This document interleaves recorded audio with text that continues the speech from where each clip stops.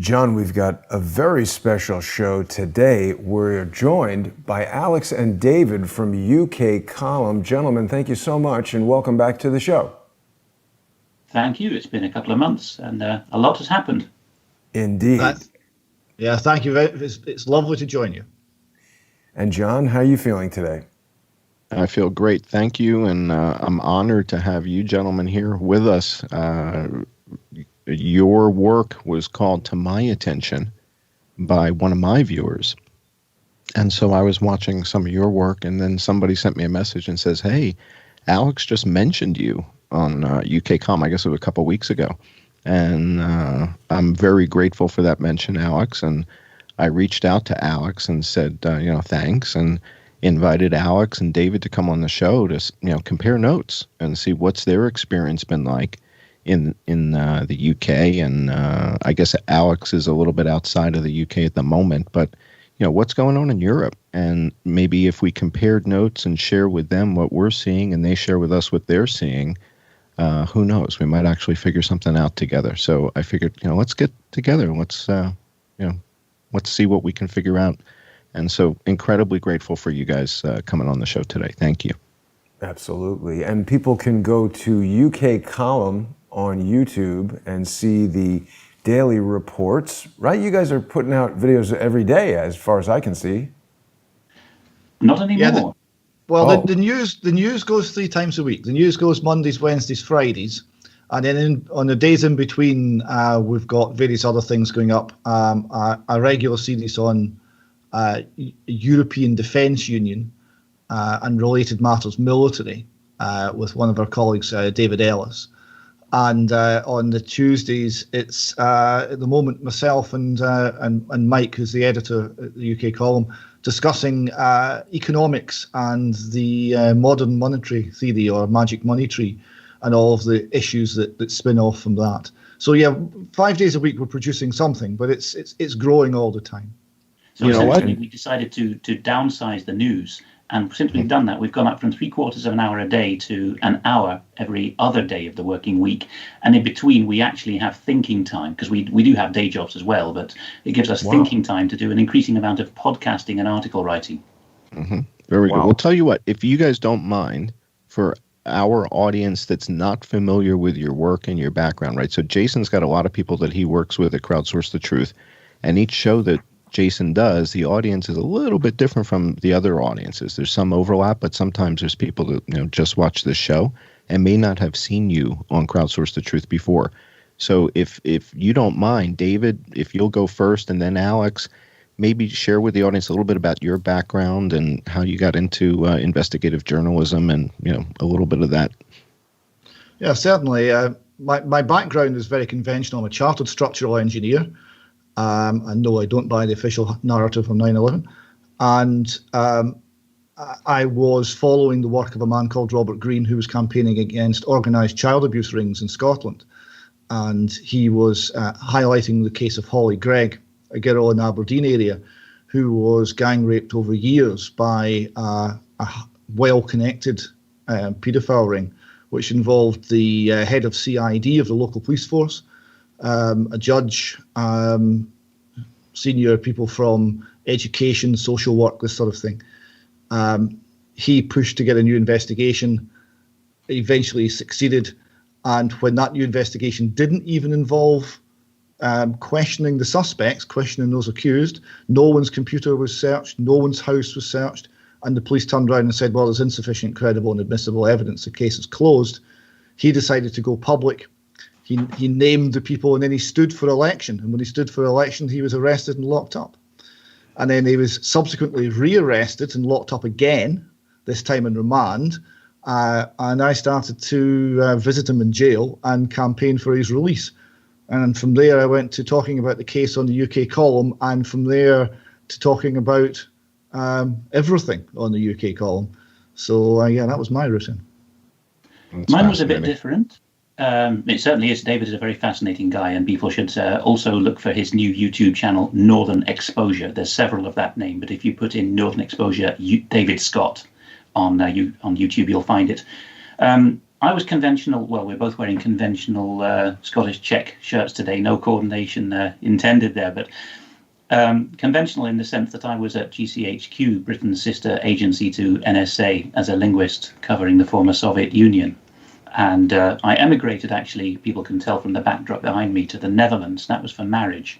I was getting a bit disillusioned with GCHQ and NSA at the time, but truth be told, it's in the decades since I left Britain and since I left intelligence that I have discovered more about the unsavory underbelly, or I should say top crust, in British intelligence and American intelligence than I did inside, where I had a happy time with very many conscientious and productive people, actually. So like David, and in the same time frame, because there was definitely a worldwide and US and UK specific awakening about child abuse going on in 2013-ish. That's the period when I became an active participant in the movement, and from that time I've been helping first behind the scenes as the European continent correspondent for UK Column, and then in front of the camera as well. Well, certainly the work that you guys are putting out, I mean, it's no nonsense. It's fact-based research, which Jason and I both are drawn to. I mean, that's what we focus on this show, on fact-based research, right? And my background with databases and systems has helped us gain access to some information that has kind of changed the story. And what we wanted to do in this show with you guys is see if we can, crossfoot a little bit, share with you what we're seeing here in our data and see, are you guys seeing the same thing in your data? And I've got some of your data. So I pulled some of your stuff up. And so, Jason, why don't we get to it and let's share with these guys some of the things that we've been seeing and see if we see some of the same patterns in the UK. All right? Yep. How's your pandemic? Possibly plural, right? So how many pandemics are you guys having that you know of, right? How many pandemics are there in the UK right now? We've got a pandemic of lies, and we've got a pandemic of fear. Right. The total, the official figures in Scotland, the number of people who've died of COVID, the population of Scotland is 5.5 million or so. Right. Number of people under the age of 45 who have died of COVID alone without comorbidity is 2. And we've shut down the economy. You're singing my song, David. You're singing my song. I mean, we're going to have a hell of a chorus here. This is going to be interesting. I mean, that's exactly the type of data that we've been digging into here. And I think, what I want to do is compare and contrast the type of information that you just shared with the audience that I guarantee you people just heard what you said and are like, what? That can't be true. That can't be true based on what I'm hearing on the news, what I'm reading in my newspapers. How is that even possible? And yet that is consistent with the type of data that Jason and I have been reporting on now for months on this show. And so your ability to dig into the data, the stuff that we've got, again, I think this is going to be fascinating. And why don't we start at the top, Jason? We've got just sort of the big picture numbers, right? What is the big story? What is the global narrative on coronavirus, right? We're approaching 1 million people dead globally, right? So everybody should be sufficiently panicked now, if you weren't already. There's 1 million people dead from coronavirus, right? So that's a major watershed moment that we're going to pass in the next week or 3 or whatever, right? That's going to cross 1 million. And you're going to hear a lot of fanfare about that. So get ready for that. Let's go to the next slide. This is what it looks like. I charted every single day of COVID. These are the daily deaths of coronavirus in the world. This is every country on earth, every day. How many deaths were reported to the World Health Organization? And that's the chart that we're looking at here. Now, what you're seeing is a binodal outbreak. It had an initial hump at the beginning, then we had a valley, and then we see a secondary peak. But that secondary peak should be the final peak. And now we're achieving something called depletion of susceptibles, which means the people who are going to get it have gotten it. yes, more people are going to get it, more people are going to die, but we should not see a third peak, right? Binodal outbreaks are something that we know happen, and trinodal, I don't think there's anything in history that was trinodal. This was actually a discussion, if I could just briefly say, which we had on the UK Column News just today, and the logged-in viewers, subscribers, were chatting about this live because the health secretary was claiming a certain hump or a certain curve, and people were noticing in the chat that there had been a hump removed from it, as it were. The Bactrian camel had become a dromedary, and some wags were saying, not knowing that you were about to say this, John, where's the third hump coming? Indeed. And what you're going to see is in certain countries, it's binodal, and in certain countries, it's not. And again, the question that we keep posing is the binodal outbreak a coronavirus? Second node, is it something else that's being misdiagnosed? And if it is, how would you know the difference if the symptoms are almost identical? So that's what we're going to take a closer look at. So the big picture numbers around the world are what we just looked at a moment ago. But let's go to the next page in that deck. So in the UK, so this is the United Kingdom's stats as of most recently. So this is from Worldometer. So you guys are posting about 42,000 people dead at the moment. Okay, so that's according to Worldometers in the UK. Let's go to the next slide, Jason. And then the United States, because we have to do everything bigger and better than everybody else, we're at 200,000 people dead. Nobody's going to have any more dead than we are, damn it. That's how we do it, right? Now, interestingly, China has fewer people dead than Connecticut.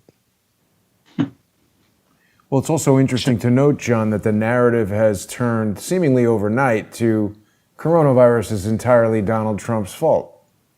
Well, sure. I mean, I don't know overnight. I think it's been his fault the entire time. He wasn't taking it seriously enough. And certainly, we hope you guys are taking it seriously. And Alex, please stop smiling. No smiling. We need you to take this seriously. All right. The Guardian is taking it very seriously with this red headline that they're splashing up there. Coronavirus live news. The UK Health Secretary won't rule out a national lockdown. Global cases past 30 million. And one of the things I've been saying to Jason is, I'm not really that interested in case counts. I'm interested in how many people are dying.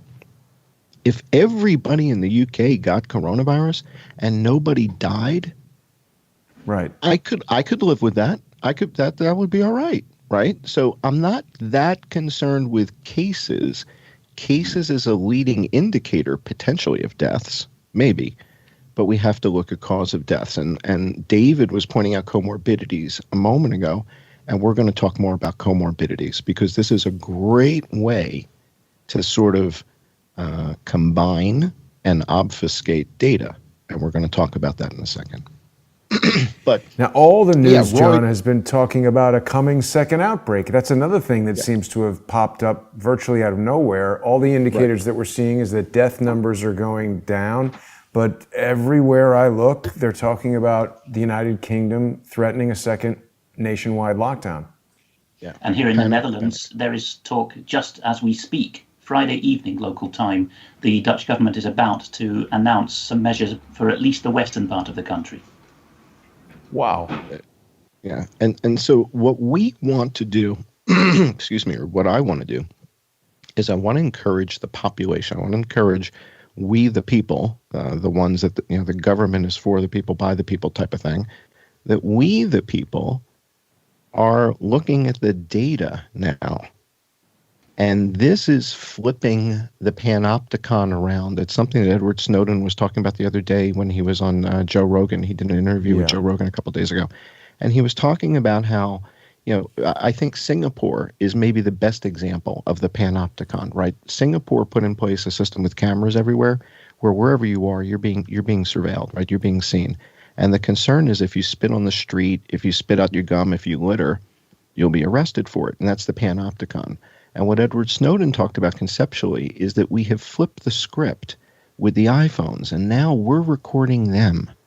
We're recording what they're doing. And now guys like us, the guys who built these systems, are coming back around. The people who worked on the viruses, like Dr. Judy Mikovits, are coming back around and saying, wait a second, I may not be a whistleblower because I don't work there anymore, per se, right? So I'm not a whistleblower at Oracle because I don't work at Oracle any longer. But I'm certainly the guy who helped put the map together. And so my ability to step in and do things like this and interrupt their narrative is flipping the script on the panopticon. And it was a very interesting observation that Edward Snowden made on Joe Rogan's show earlier this week. And they were not prepared for this. And quite frankly, Jason, I think it goes back to Las Vegas. I think that was the first major event where the panopticon was reversed. And everybody was filming the event with their cameras. And we ended up with more footage than the police. And we flipped the script on the police and on the FBI in that case. And I think that's why that case was a watershed moment in what Edward Snowden was talking about. And I found that fascinating. If I could interrupt just briefly, I would say it's been an evolution of flipping this panopticon. If we believe that Abraham Zapruder was an independent individual, he started that. Then we saw 9/11, there were a smattering of videos. Now we're in an era where if anything happens, George Floyd murder, we've got a 16-year-old on the scene broadcasting to the world. She becomes a BBC correspondent, a CNN correspondent. We're fully in it now. No doubt. And it's not just video either. It's information generally.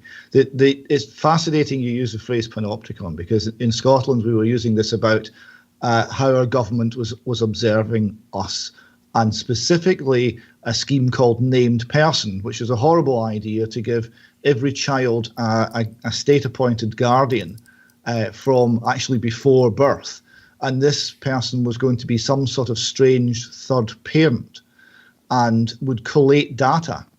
And if they had even a gut feeling that something wasn't right with the family, they would intervene. And the idea was they would intervene before there was any harm. And how many risk factors were there, David, on the government's list? Hundreds? Something like 221 risk factors and several hundred well-being indicators, which you can't define. So the government decided that they would roll this scheme out and they would embed it in professional practice. So all the people who are teachers and social workers who were on salary, they did what they were told. And all of the major charities were co-opted because they're now government funded. So there was a decision made not to tell the people. Now, what then happened was, at some point when they had to go live with this, they had to inform their own people. They had to hand out information to their own people. And the opposition to this scheme got a hold of vast amounts of data, analysed it, and were then asking questions when they knew more about the government scheme than the government minister who was promoting it. And they were losing argument after argument. And then people were coming up with things like secretly recorded audio where a government official would be briefing an internal team on the data gathering that they were being obligated to do. And we would get it, and we would then make a whole splash with this information. And eventually the whole scheme foundered. It foundered in the law courts, and it foundered hugely in the court of public opinion. And it foundered on the basis that the people opposing it, the ordinary men and women opposing it, were better informed than the government officials, were being educated by the information that the government itself was putting out. I saw a simple example of this was they were trying to sell it to a youth parliament. So all these kids, 12, 13, 14-year-old kids, in a kind of pretended parliament. They called it the youth parliament, and they were explaining to them. And they had to simplify the language so that the children would understand it. And in doing so, they revealed their hand. And what they said was that this person, this named person, if you think about it as a child, you're a delicate flower. And all of the adults in your life, they're all gardeners, and they've all got to tend you and make and nurture you. But the named person, that's the chief gardener. And that defined it. And if we're parents in that defined it so that everybody in the country could understand. It was their own information, their own PR that actually killed their idea. And the Scottish government minister responsible for some of that, Eileen Campbell, got a nickname that stuck. She became known as Eileen Also Campbell. By the way, she's just resigned from politics like a lot of her party. She's sensing a turning of the tide. She's called Eileen Also Campbell to the named person campaigners because she said in an unguarded moment, of course, parents also have responsibility for their children. Lovely. How lovely. Well, I think it's an encouraging story, and I think that people need to hear that it can be done, but it's work. It's something that, one of my heroes, Gary Vaynerchuk, says, do the work. It's not just going to happen because you send out a tweet. Tweets aren't work, people. Tweets are not work. Huawei's taken 13 years. And I was internal at GCHQ 2007. By the way, the same year that was mentioned in Millie Weaver's ShadowNet documentary, her second whistleblower, The Gentleman, says 2007 is when the military, not civilian NSA, but the military, retrospectively legalized interactive information activities, IIA, basically shaping people's opinion. I saw that at my end. But the same thing, another thing that happened in 2007, Huawei became one of the members of the British Telecom-led consortium that provided GCHQ's internal telephony, so the secure phones within that building you're looking at, to speak to ourselves and to the Americans. And at the time, this was discussed in the internal staff news groups. And we were told in no uncertain terms by our own InfoSec arm, which was then called CESG and now has gone to a sexy building in London and has got a much bigger title, the NCSE. We were told BT has cleared this with the government. Stop talking about it. Well, that's one of the things that made me despair quietly. But we get to 2020, and all of a sudden, whether it's fake or real concern, the Johnson government, under quite a lot of US pressure, has said Huawei is not reliable for civilian unclassified telephony. And there's a panopticon angle to that, of course, as well, because with the current iteration of the technology, anything you can look at, you can suck back to China or Britain or wherever else is the controlling hand. So this, again, is a teachable moment, as John was saying, to keep collecting the data and not to give up, because it may be 10, 15 years before the tide turns on the issue of concern to you. Yeah, wow. Let me just ask you, sorry, John, real quick, Alex, there's been so much talk today, even it's mounting, about Donald Trump's ban on TikTok. And the New York Times put out a video with a litany of, I don't even think they're millennials. Millennials are old at this point. These are like, 19 and 20-year-olds talking Generation about Antifa. how, sorry, what is it? Generation Antifa. Exactly. But they're talking about how, TikTok is no big deal and Donald Trump banning it. What is going on with TikTok, Alex? It seems like the Chinese are intent on permeating telecommunications, and TikTok perhaps is gathering information or even controlling people's phones without their knowledge. I would say that is what it looks like, but there's, without getting into too much of a derailment of John's presentation, there's been a long time agenda for certain people pulling the strings in Britain. You could call them the Oxford Group or whatever, certain people high up in MI6 and the government and the hedge funds, to use China as a test bed for a lot of things. And I don't think the Chinese have got the wherewithal or the interest, as much as the British deep state has, to use these videos ultimately to shorten people's attention span and to put in certain narratives. The big player there is the Tavistock Institute of Human Relations. Read Daniel Estudin's book of that name and read Dr. John Coleman's book, available as a PDF on that. They are the consultancy that use narrativization and miniaturization of video to get memes in the heads of vulnerable teenagers, basically. So I don't think that's ultimately a Chinese agenda, but certainly the clique which is now falling from favour or declining from public view in the British civil service under Sir Mark Sedwill, the outgoing, now gone head of the British civil service, they were always pushing Huawei and interoperability with the EU and China. The new guys have more of a front of independent Britain, but when you get down to it, the security and defence, although lip service is paid to NATO and the US, it continues to be a Europe-wide defence and security arrangement. So basically, we are promising the Europeans US nuclear technology, nuclear weapon technology is what it comes down to.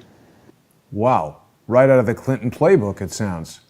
Oh, yes. And of course, Joel Skousen has pointed out that PDD 60, Presidential Defense Directive 60, classified text, most likely told the sub-commanders to stand down and to allow a first strike, to absorb it.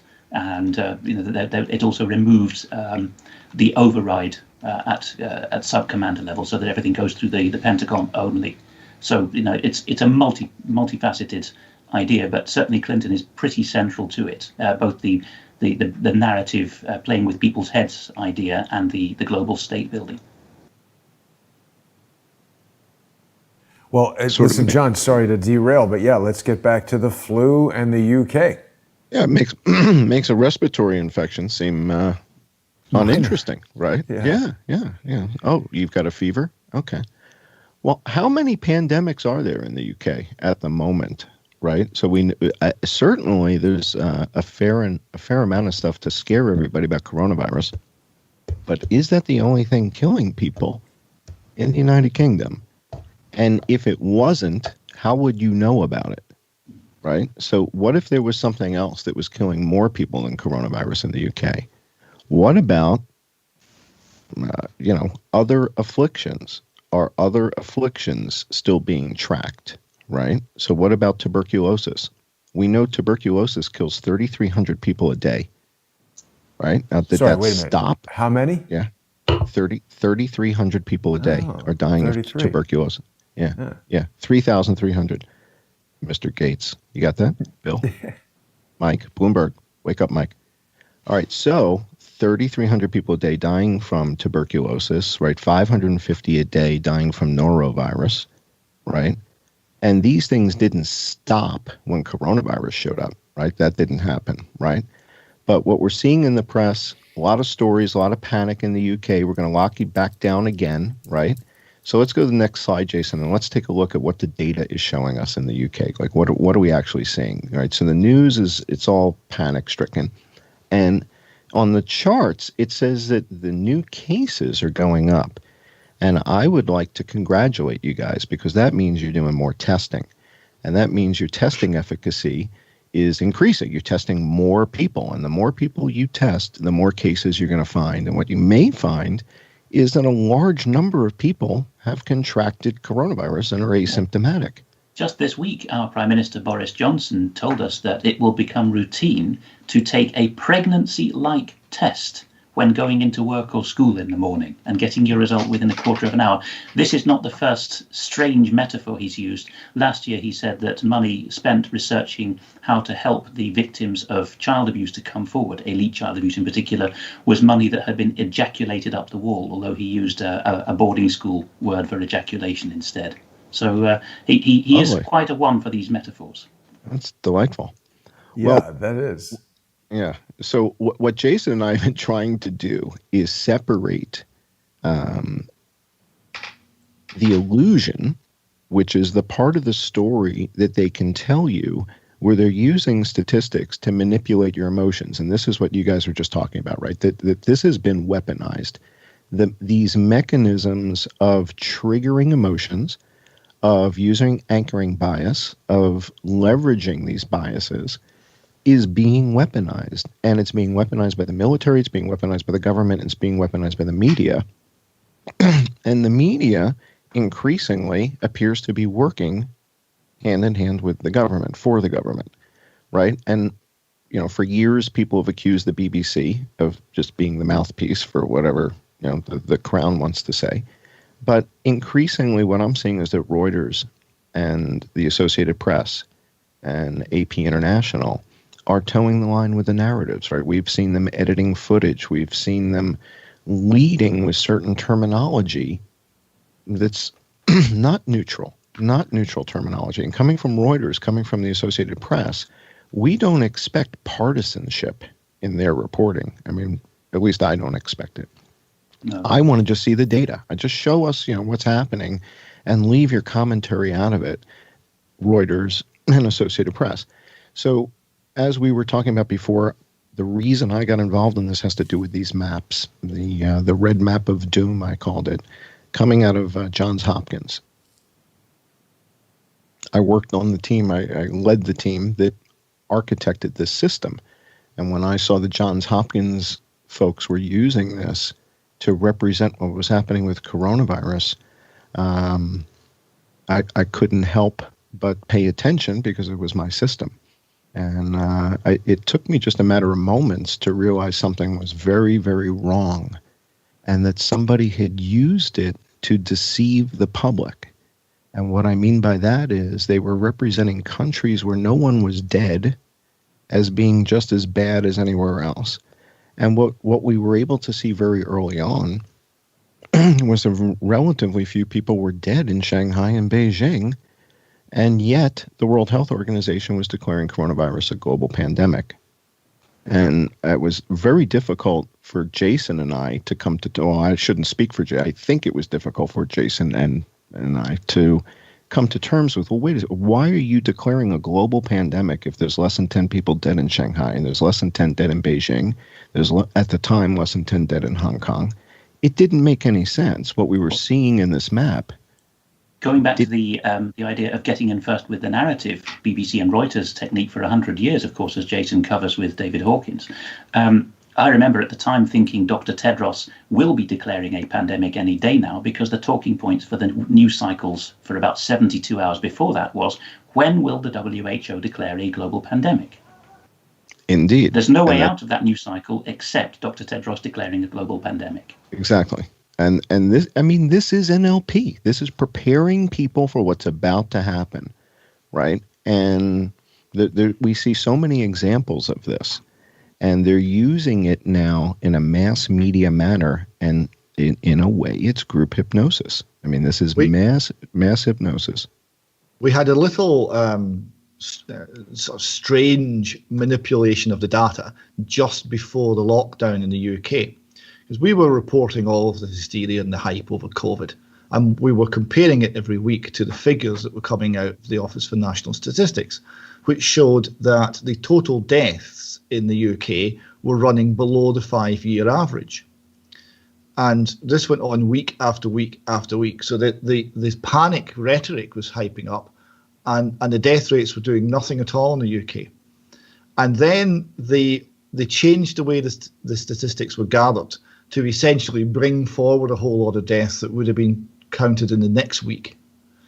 And that made the figures go just above the 5-year average, so that it looked like there was an upward trend. There was then the lockdown decision, and it was after the lockdown decision that the real spike in deaths, and we'll maybe have a chat about why that is, that the real spike in deaths actually kicked off. And in fact, all 4 of the nations in the UK and the Republic of Ireland outside the UK have all seen that the long-established government central statistics bureaus, it's the Office for National Statistics in the UK and another body in the Republic of Ireland, have been usually keeping accurate tabs on the reporting. But the public health bodies in each of these 5 different jurisdictions for health purposes have been putting out politicized statistics, to the extent that even Britain's Conservative government now has had to say that Public Health England in particular was so politicized that it had failed and would be replaced with, quote, a future-facing organization. Wow. You gotta love it. Well, I went to the Office of National Statistics this week, and I got some of your reports, and we're going to take a look at them, and we're going to see what the data shows versus what the media is telling everybody, and see if they're the same or if they're different. So let's see what we've got. In order to give you guys some perspective as to what we're looking for, this is what we found in the United States. So I'm looking for similar patterns. And yes, this is confirmation bias. Yes, it is. I know when I'm using confirmation bias. I know what I'm looking for, right? So I'm looking for something in particular. And if I don't find it, that's okay. We'll move on, right? But I know there's a certain pattern. What we found in the United States is that more people have died of coronavirus and influenza than not. So of all of the reported coronavirus deaths, more than half of them also had influenza. And that's really important because of the symptoms that we've heard described with coronavirus. We've heard symptoms of people not being able to get enough oxygen, and the symptoms look almost like an altitude sickness. And why that's interesting is that was one of the symptoms from H1N1, the Spanish flu, in 1918. They called it the Blue Death because people's lips were turning blue because they couldn't get enough oxygen in their lungs. So the symptoms of the Spanish flu and the symptoms of coronavirus are remarkably similar, and yet from a virus standpoint, they're not even in the same family tree. Influenza and coronaviruses are different branches of the virus world. They're like, one's like a poodle and one's like a bloodhound. I mean, they're completely different. So why would they exhibit these same characteristics? The other thing that Jason and I heard just a week or two ago from Dr. Joel Graf was that in 1918, the Spanish flu exhibited something remarkable that he never even studied in medical school, called the cytokine storm. And now, one of the defining characteristics of coronavirus is this cytokine storm. So the question is, are we seeing an outbreak? Are we seeing the worst outbreak of this H1N1, the Spanish flu virus, since 1918, simultaneously with the coronavirus outbreak? Are we witnessing two pandemics at the same time? And that the H1N1 is really the one that is the most deadly. And that's what we've been trying to figure out, is we're tracking influenza and we're tracking coronavirus. And in the United States, we have more people dead from influenza than from coronavirus. And it's like, whoa, wait a second. I thought there was a global pandemic of coronavirus. How would we have more people dead from influenza? And that's what has happened already. So this is the big break that we had, was that there's more people dead in the United States from influenza than from coronavirus, according to the CDC's data. And we're going to their system to get their data, and we're charting it. So Jason, let's take a look at that next chart that I had pulled up, if you can. All right, so this is the data and where we get it at our, government CDC thing, which is like, where you guys go, the same sort of site. I get the data, I download it, and then I chart it, and that's it. And these are their numbers updated, within the last 24 or 48 hours that I'm using in these charts here.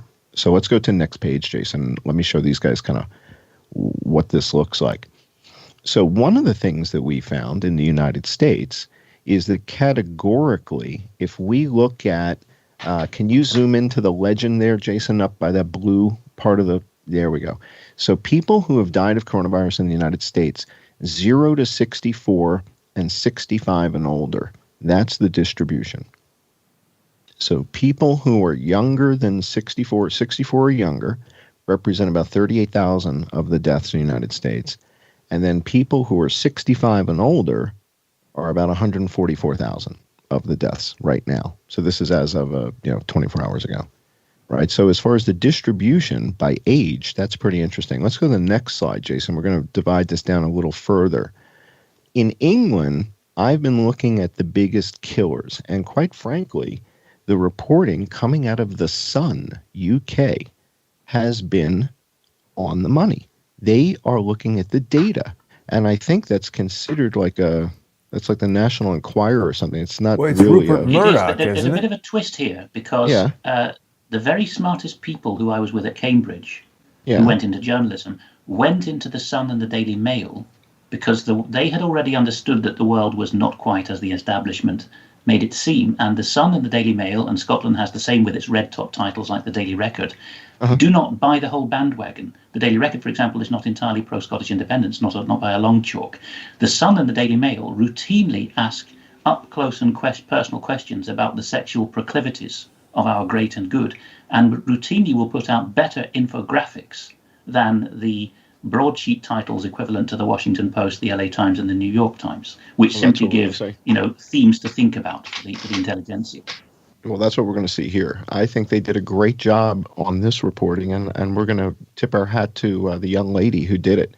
So let's go back to the deck. I've got a couple pages let me just ask from the Sun. Quickly, if I could. Alex, in the United States, the Sun is owned by Rupert Murdoch. Is it as well in the UK?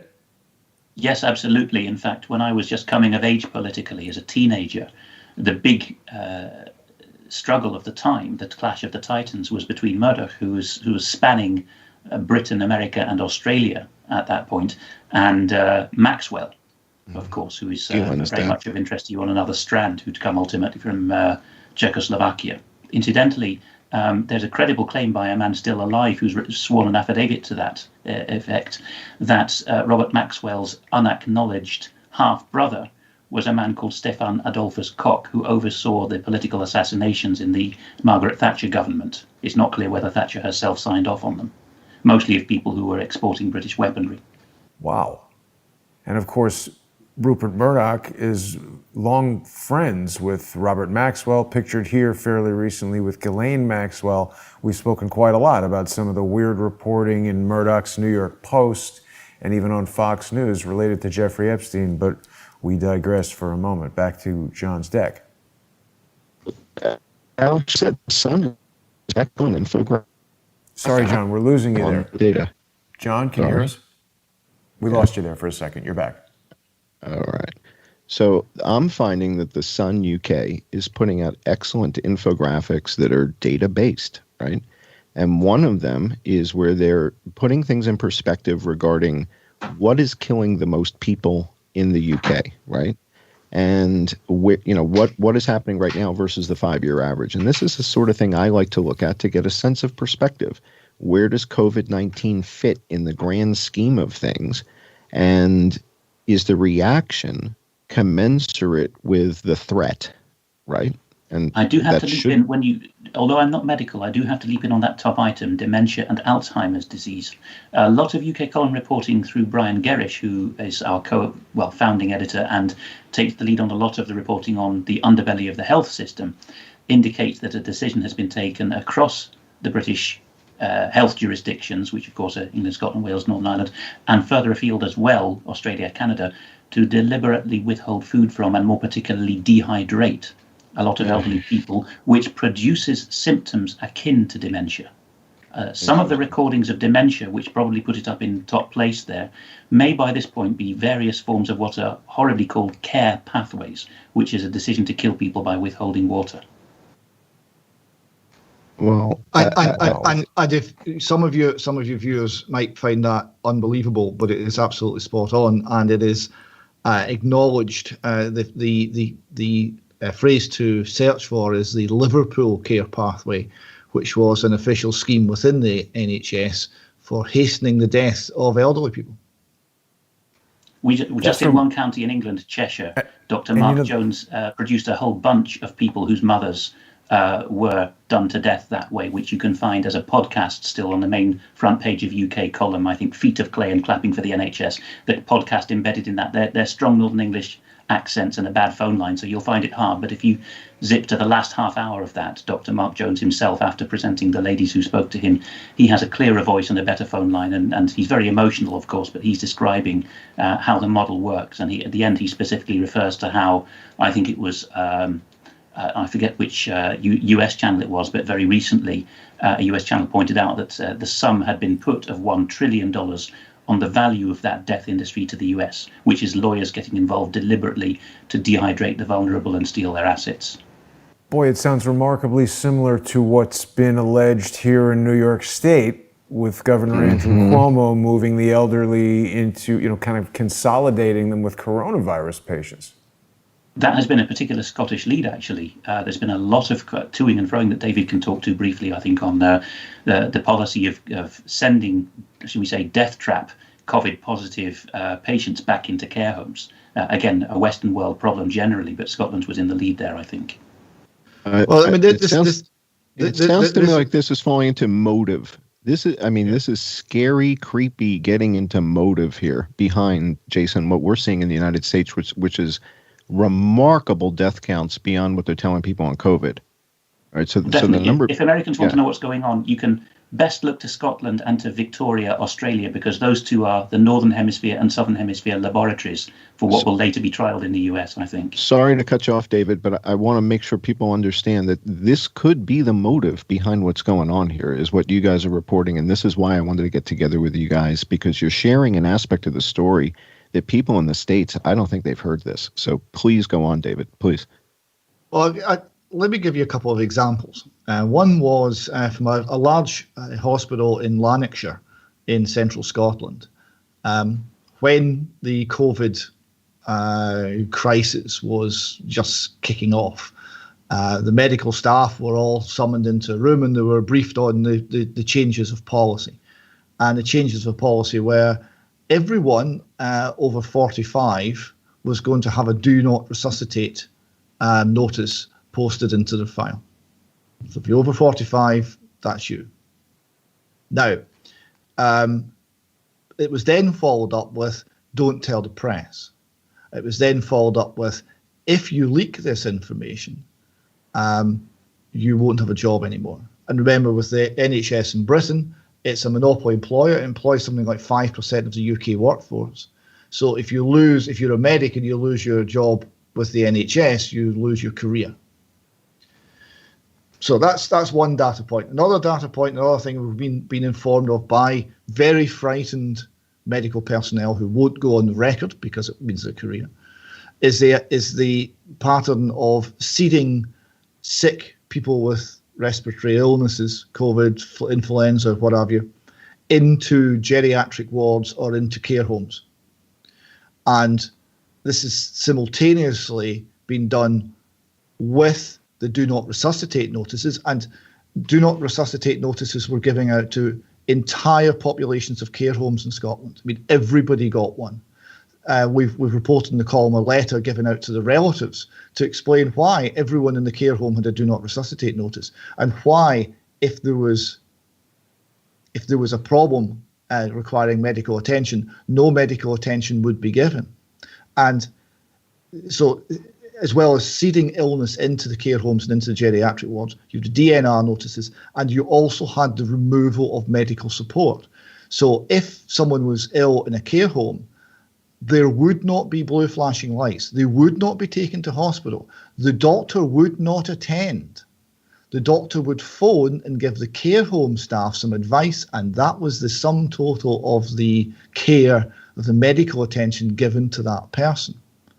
So we're looking at this very strange spike, which in the statistics, which happened after the lockdown.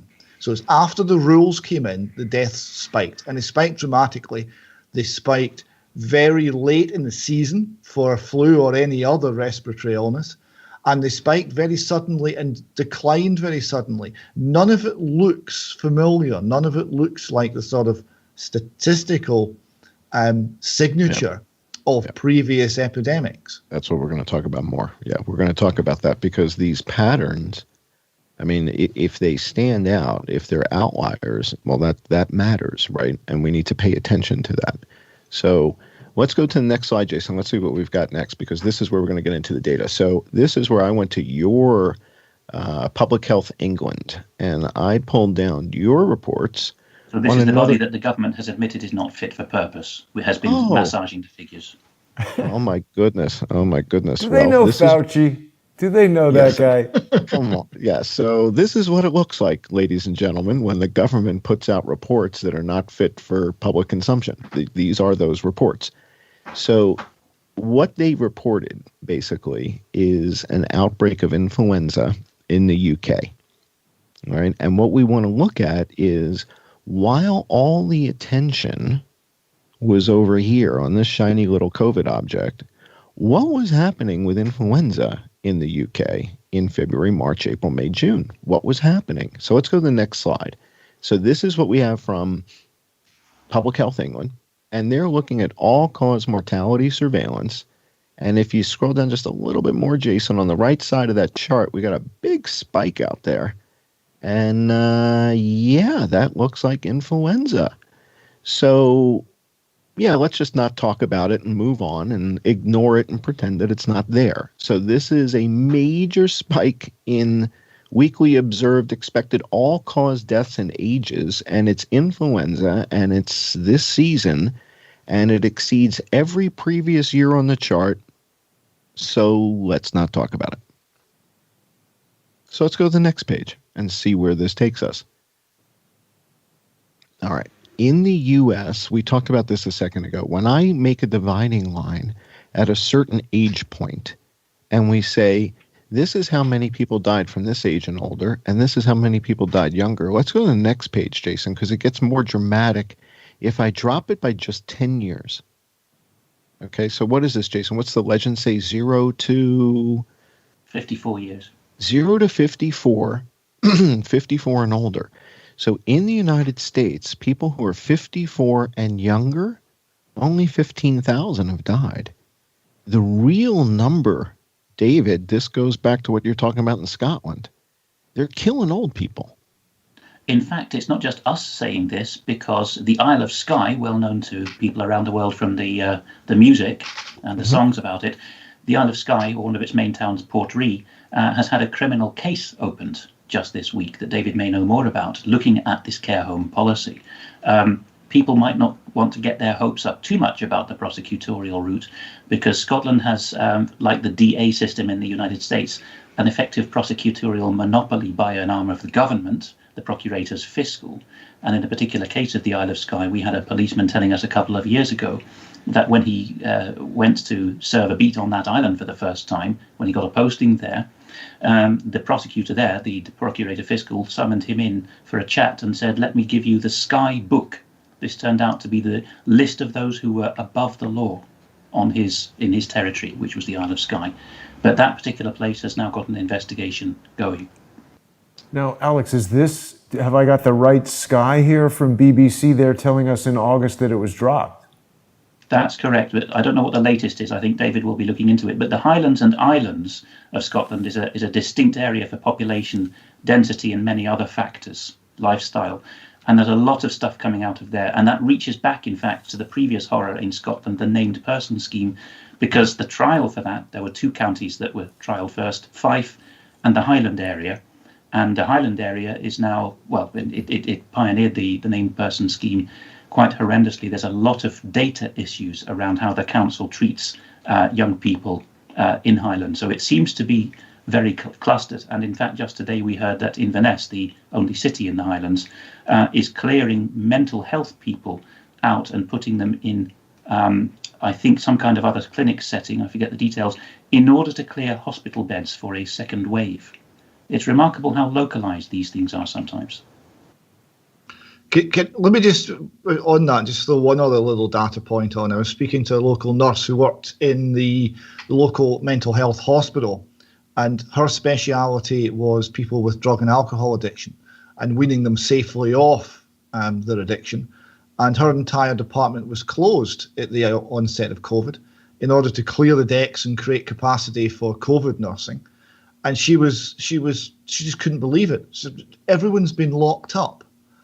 Drug and alcohol abuse are going to be going off the charts, and people are going to be deciding to come off these things without support. And I know that this will end up with more deaths, and no one's listening to me.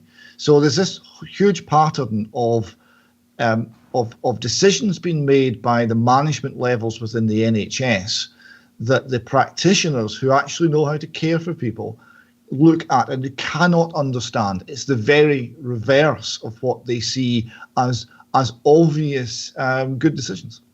One of the articles, I think still on the main page there, the bottom there that you have open, Jason, is called Towards a Million Change Agents. We pinned it to the bottom of the page because it's a classic, I think, piece done for us, talking about the National Health Service. And yes, the National Health Service does have 1 million employees. It's in the top 5 of the world's employing organizations by number, up there with the US military and the Chinese military and so on. Indian Railways, I think, completes the set.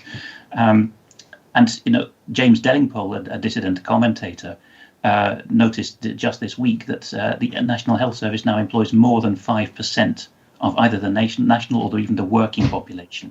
I forget which of the two it was, but the phrase he used was something like, it'll be sucking every penny out of the depleted tax coffers. And we see that with this concept, as we report on UK Column News today, of it's the equivalent in national health triage of officer safety first. The whistleblowers coming from all over the British Isles are saying two things to us and other outlets. One, we're not allowed to say which parts of our hospitals are closed. That would give the game away.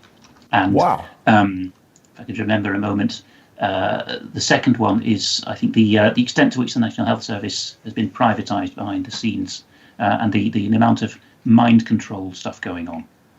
Wow. So yeah, this is a quotation that was taken from somebody within the efforts to reframe the National Health Service when this got going. By the way, mental health services are crucial to this because they were one of the first areas privatised out of the National Health Service, which we were told in 1948 when the NHS was set up would never happen. But it started with mental health over a decade ago. But even when the non-mental health parts of the National Health Service were being reprogrammed, reframed, using some of the techniques John was mentioning earlier by new style trainers, there was this phrase being used: "I want all of you to be change agents." Mm-hmm. Yeah. Now, it's a common term. Might seem unrelated, but we've heard recently, despite Boris Johnson's suggestion that he wanted to actually eliminate the mandatory TV tax, which basically pays for the BBC, instead, when he came out of hospital, the BBC announced that people over 75 now, for the first time, would be paying this annual tax. Is this an assault on the United Kingdom's elderly population? It certainly went down that way, because a dose of BBC for that generation is very much akin to their daily dose of medicine, at least in placebo terms. A lot of that generation can't do without it. Yeah, it's played very badly. You'll find that in about 1 day out of every 3, the phrase the hashtag defund the BBC is trending on British Twitter. They're becoming an organisation that is actually quite detested, so much so that the BBC are turning up to report on some protests. And the protesters really make it untenable for them because there's so much abuse coming towards the BBC reporters. They have to leave. So it's very strange that organisations like ourselves, we can go onto the streets and report on how people or what people actually think. The BBC are getting to a point where they can no longer do so. They have to stay in their ivory towers. They have to stay in their London Citadel and their Salford Citadel, because outside where the real people are, they are no longer becoming welcome. The thought I couldn't quite remember a moment ago, which is relevant here, about officer safety, first and foremost, which has come into US law enforcement, largely through overseas training of the US law enforcement branches, I think. That now has its corollary in the weaponized or militarized National Health Service, which is our contention is what it's becoming. Because, as I said a moment ago, James Dellingpole and others are saying, look, it's a bloated beast sucking the teat for all of the goodwill of many hundreds of thousands within it. It is collectively sucking a tax teat that is diminishing to zero over time with the demographic change. And the other thing I couldn't remember a moment ago, which whistleblowers from the National Health Service are keen to get out, which they're punished severely for if they're found, is talking about how some of their colleagues refuse to put the patient first, whether it's first responder paramedic settings or even police officers who, as we reported today and through this week, have been told not to give mouth-to-mouth resuscitation, even when they have knocked people over and concussed them, only to give CPR, not mouth-to-mouth, because of COVID, of course. But this goes right through to nurses, and again, you'll find this in Australia and elsewhere, refusing to come near certain people unless they have guarantees of COVID negative status or wearing masks. You can argue the ethics of it and the change over time, and everyone has a different threshold in healthcare for how much they wish to sacrifice themselves for the patient. I understand that, but there is a cluster of cases just this month, I think, of whistleblowers saying what is really shocking them is the new style. NHS middle management in particular are saying, as they have been doing to US law enforcement for some time, your safety comes first and foremost. When you interact with the public, the member of the public will die before you get into any risk. Just to dip back to this, the image you were showing there, Jason, of the BBC headquarters at Bush House. I don't know if you can zoom in on the statue. Oh, David Hawkins has mentioned this to date, Jason, I think, and he's also traced where the quote comes from. It comes from the Benedictine rule: obey. Yes. The first words of the Benedictine rite are in that open book. So this is a statue, a very dodgy statue that looks very paedophilic, by a sculptor called Eric Gill, who sexually abused his 2 daughters and the family pet. So that's what adorns the BBC. They've just renovated the building, and it still adorns the BBC. So they're obviously quite pleased with it. There we are, obsculta, yes. Just to get Wales into this, we haven't mentioned Wales at all yet. The whole clique around Mr. Gill then, between the wars, decamped to what was then very rural and out of the way Wales. And in both the mainland and also on an island, Tenby Island, we've got a number of whistleblowers talking about this now, continued their jollies abusing children with the connivance of quite a few people. And the monks on Tenby Island are now completely locked down because of COVID fears. But they're very worried, or rather the manager of the estate seems to be very worried that people might overfly that island and find out certain things about where children may have been kept. So no, Gil is not just historical, it's just that he and his clique went to out-of-the-way locations to continue what they did. Sounds like Jeffrey Epstein, Children on Absolutely. Islands. I've said to a couple of people who've contacted me about this, have we found Europe's Epstein Island? It's called Caldey Island, Caldey, reached only by a postal boat from the port of Tenby on the south coast of Wales. Caldey Island, and I'm not implying that the monks all know what's going on here. There is currently, according to my information, just 8 people on the island, and they've been told if you go to the mainland for shopping or healthcare, you will never come back. And the ostensible reason is COVID lockdown because of the elderly monks. But it seems they're very worried about being found. There's complete ban on overflights of the island, but I'm just going to put out there that it may be something that happens at some point. Somebody may overfly that island and find something in the 450 acres of woodland on the middle of the island that they don't like people to see. Wow. We're far afield here. Sorry about that, John, but it's I fascinating. thought I would get that in because you've been asking where Europe's Epstein Island is, and I think we found it. Wow. That's an abbey. Amazing. Okay, back to the deck, John. Sorry about that. All right. No, that's fascinating. All right, let's go to our next slide, which I think we're going to get into the comorbidities. Is it this one here? Next one. Sorry. Well, this is an even smaller section here, 0 to 44. Yeah. So when you break it back down even further, right? So people who are 44 and younger. So what I'm getting at here is if you're in your 30s, if you're in your 20s, the likelihood of you dying of coronavirus in the United States is fairly low. And so these are the kind of statistic breakdowns, the categorical breakdowns that we've been doing to look at using the CDC's numbers, what's happening. And what we're seeing is consistent with this very upsetting behavior that David just described up in Scotland, which is it appears they're almost purposefully letting the older people die.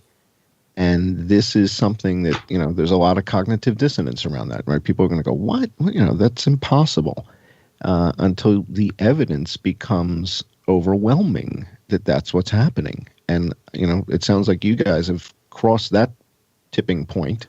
Oh, yes, and just down the road from here in Belgium, where we had, I think, one of the world's highest COVID death rates. Yes. They have had mainstream press breaking cover now with their colleagues and saying, did we deliberately kill people in the care homes?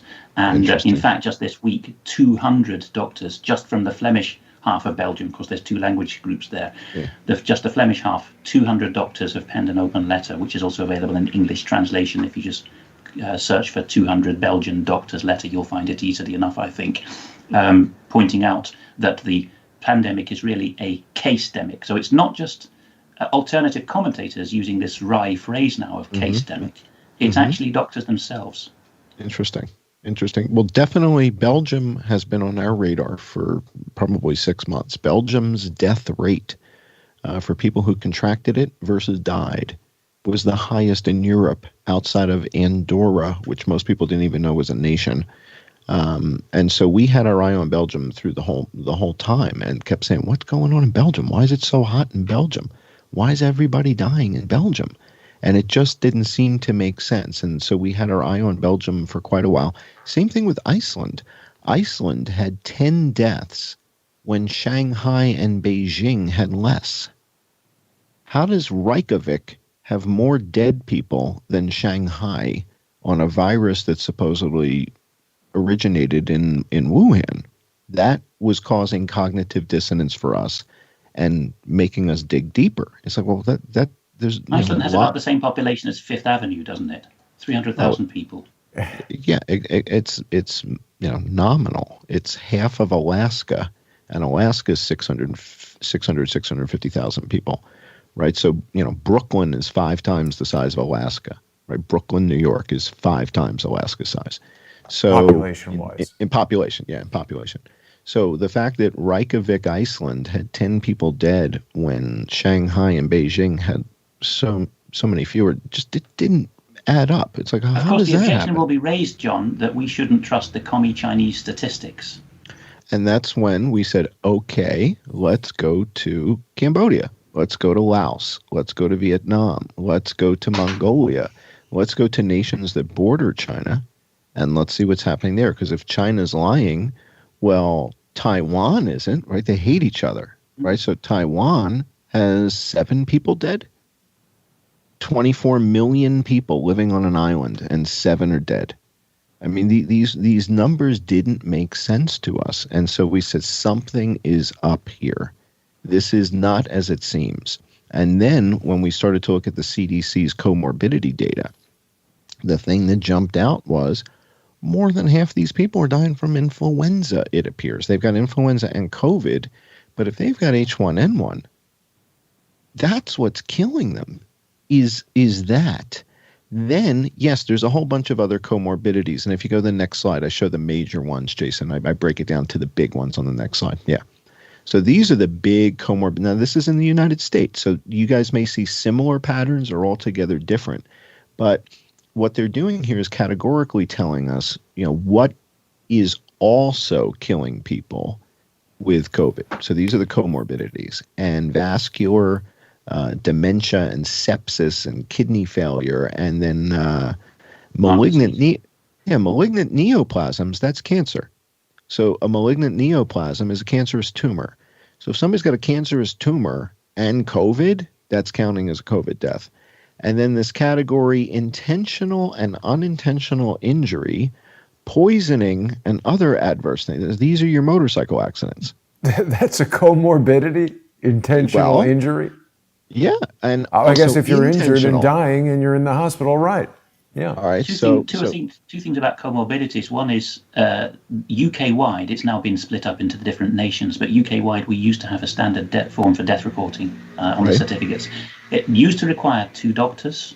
There used to be far more reasons for autopsy than there are now. This has all happened recently before the COVID outbreak or whatever it is, which is itself suspicious. But the old style, some of our family doctors still spent most of their career doing, was you would report the fatal causes first, and then in a separate section, sometimes with a different Roman numeral, the contributory causes. And that's we've seen a number of things. I mean, part of that horrible story I was mentioning a moment ago that Dr. Mark Jones brought out in the podcast with Brian Gerrish is it's the undertakers that noticed the emaciated condition of the elderly and children. There's no more weighing of corpses at death, not just an autopsy. There's pressure and financial reward, often ghoulishly called ash cash, if a doctor will sign off for a cremation. These are some of the things that's going on. Financial nudges through the system, not just nudges in terms of behaviour. That's a big thing. Britain now has the nudge unit, the behavioural insights team, which, by the way, during this pandemic, supposed pandemic, wrote that the British people were not yet afraid enough. We broke that story as well. A team called SPIB talked about that. But there's lots of nudges towards quick cremation, no weighing, no autopsy, particularly if they're after the assets. Legally, again, Britain has got non-common law categories of courts that have come in the last 20 years. The family courts have gone off the record in the sense that they're private. It's a serious criminal offence to report what goes on in these courts now. And then for the elderly, we have this thing brought in about 15 years ago called the Court of Protection, which seems to be where the lawyers reside who work out where the really juicy pickings are to declare the elderly or otherwise incapacitated people a ward of court. So it's very, very coordinated. We probably see more of it in Britain than you do in the States, breaking water, but I'm sure it's going on in the US in the same ways. Wow. Remarkable. Well, what we saw when I pulled your data from Public Health England, what I was attracted to, or what caught my attention, was that you were experiencing a rather significant outbreak of influenza as you approached the middle of February. And what we're seeing here on the chart, the week numbers, so between week 4 and 8, so we're in week 6 and 7, that's February. And so in February, you guys were in the high category. You were up in that pink zone, not quite in the purple, but higher than previous seasons. So this chart is showing us 2017, 18, 19, and this season was worse. So as the year began, you were in the midst of an influenza outbreak that was worse than either of the last two seasons. That's not a stretch. That's not a conspiracy theory. That's kind of factual based on what we're seeing from Public Health England, based on their data, right? So according to their data, you had more cases coming into week 6 and 7 than you had in the last 2 years of influenza. And then what happened? Let's see. Let's go to the next slide, Jason. Well, we come back to the Sun UK. And one of the things that the Sun UK has figured out is that more people were dying in the UK from the flu than from coronavirus. And this is consistent with what Jason and I have discovered in the United States, is that in Texas, in Florida, in California, more people were dying from the flu than from coronavirus. I think we've discovered one of the reasons why the official feminist bandwagon has been screeching for a couple of years now that the Sun must be closed down. I mean, the ostensible reason was it's a misogynist newspaper. But a lot of the British intelligentsia have been making no secret for some time that they would like to see the Sun closed down. Well, they're certainly not going along with the narrative here. Let's go to the next slide, Jason, and show what they show here, because this is powerful. What they're showing, they have charted the same data that I just downloaded.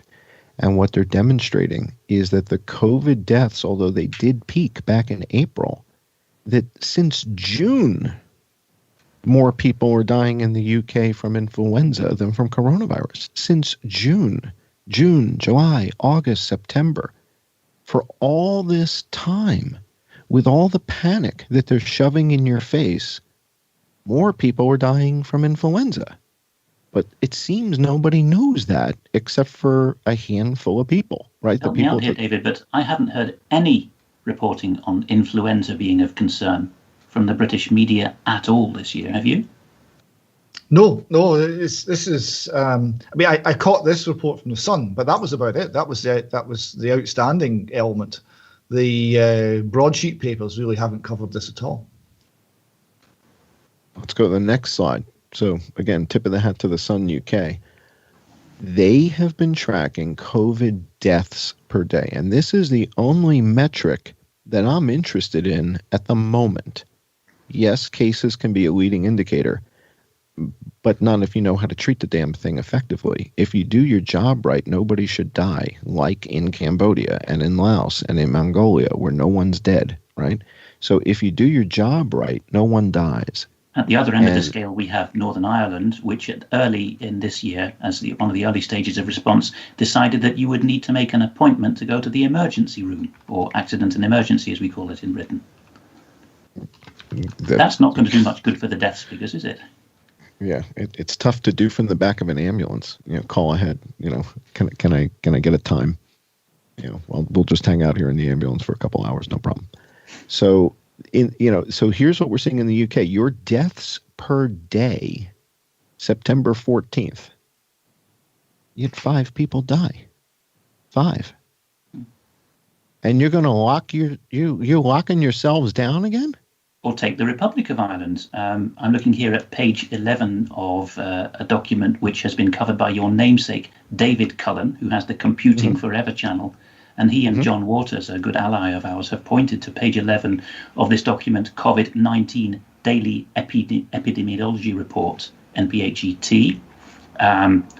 Maybe Jason can look for the phrase Table 7 Summary of All Deaths in COVID-19 Cases Notified in Ireland, up to midnight 02/09/2020.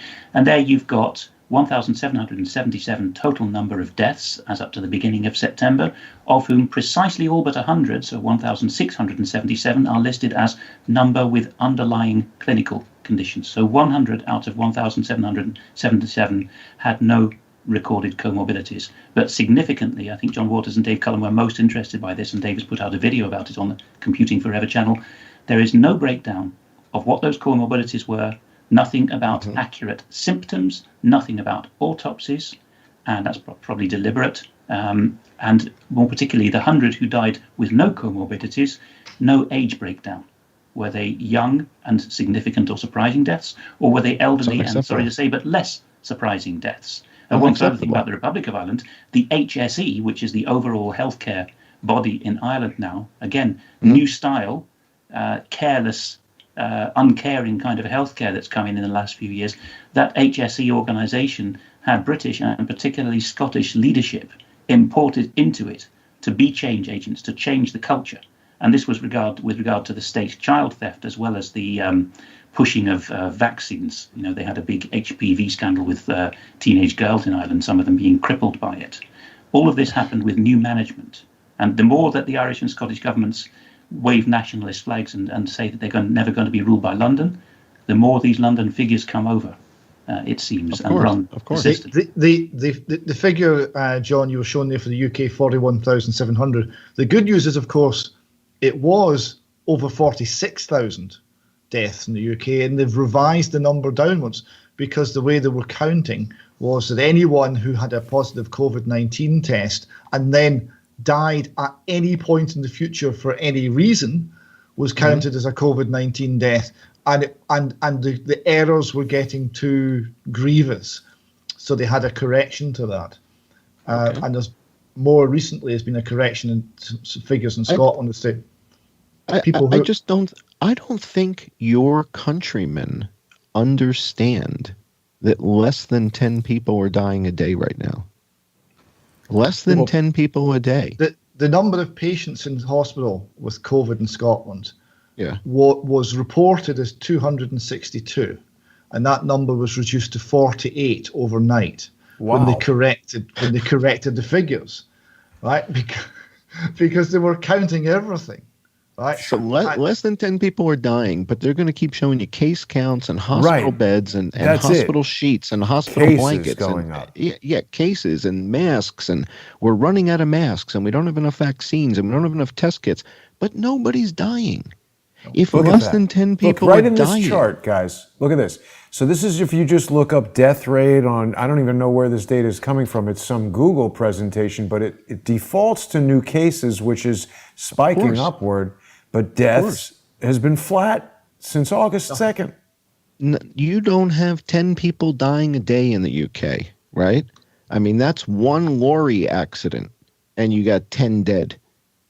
You don't have 10 dead a day from this, and you're going to lock yourselves back down? And look at John with the British the size of the country is such. Yeah, the size of the country is about 1,600 people a day die in the UK. So if from typical things, meaning from heart attacks and strokes and things like that. Yes, from the things that people always die of. Right. And so that you're saying it's not 10. Yeah, this is correct. But you also have to put it into the context of against what background, what scale are we talking about? It's not against April. It's not 10. I'm talking about against April and May. So people were conditioned by this NLP-like media storm that this is the worst pandemic. You're at risk. Your family's at risk. Put your mask back on or your kids could die. We're going to kick you off the airplane if your kid takes your mask off. Your 2-year-old takes off the mask. They're going to kick you off the plane, right? This is the worst thing. And it's not getting better. It may be getting worse. And we're going to lock you down again because we think it's getting worse. Can't be based on how many people are dying.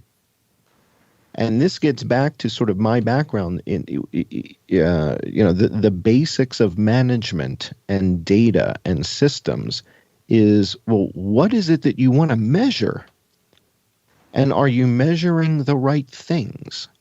Is measuring miles per hour and RPM this Irish epidemiology report is a classic of what not to measure or how to undermeasure. If Jason scrolls down to that page 11 of that, you will find, big questions about why those recorded as having comorbidities when they died of COVID are not broken down for what symptoms they had.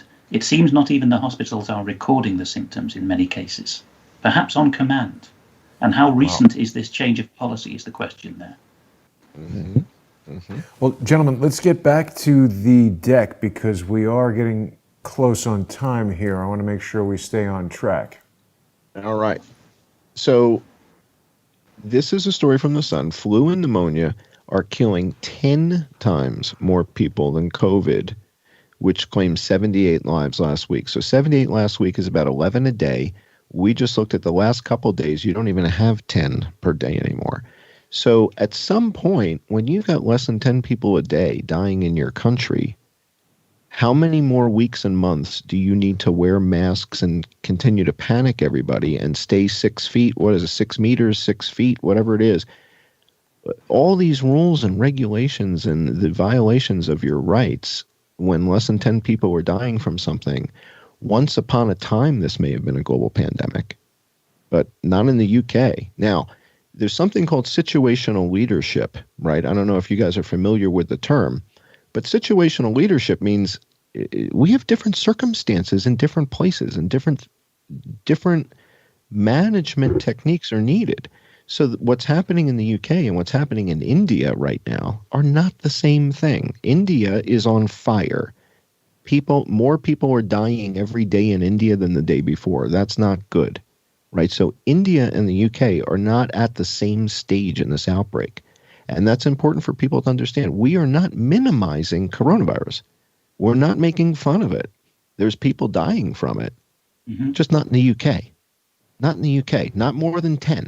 Not more than 10 a day in the UK are dying right now. And we should say, for those who doubt that there is such a thing as some horrible respiratory disease that's unprecedented affecting people, we are seeing that. Acquaintances of mine, just in this area, the Rotterdam area in the Netherlands, have been admitted, young and old, this year. And hospitals have been shocked at the horrendously messy lung x-rays that are coming out for these patients. I have to put that in there because we do see a contingent of our viewers who say there is no COVID. I can just about understand as a rhetorical argument, but that there is nothing, that is a step too far. I think John is making that point very eloquently. There is something very horrible going on. Yes. My concern, though, is that it's something that happened with my daughter, and I brought her into the hospital, and I thought it was one thing, but it was something else that looked like the other thing. And I'm wondering how much of that is happening here, where because of all the panic, when someone goes into the hospital with a cough, with congestion, with a fever, it's immediately we're COVID. Yeah. We've been programmed, right? We've been programmed that we're looking for COVID. Oh my God, it could be COVID. And we test for COVID. But might they also have H1N1 in addition to COVID? Well, in the United States, the answer to that question is yes, because more than half of the deaths had influenza. Now, do I know it was H1N1? No. But from the doctors' reports that we've heard about the blue lips, the oxygen depletion, and what you just talked about, the quality of the lungs, this is all consistent with the Spanish flu.